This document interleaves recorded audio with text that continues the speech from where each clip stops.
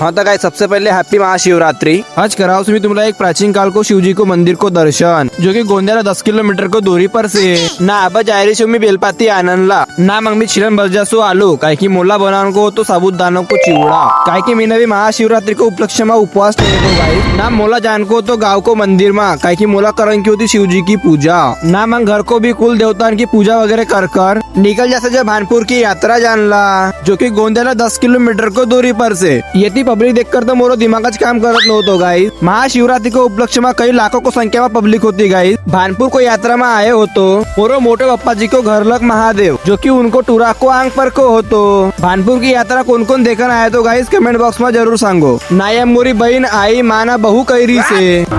आई माँ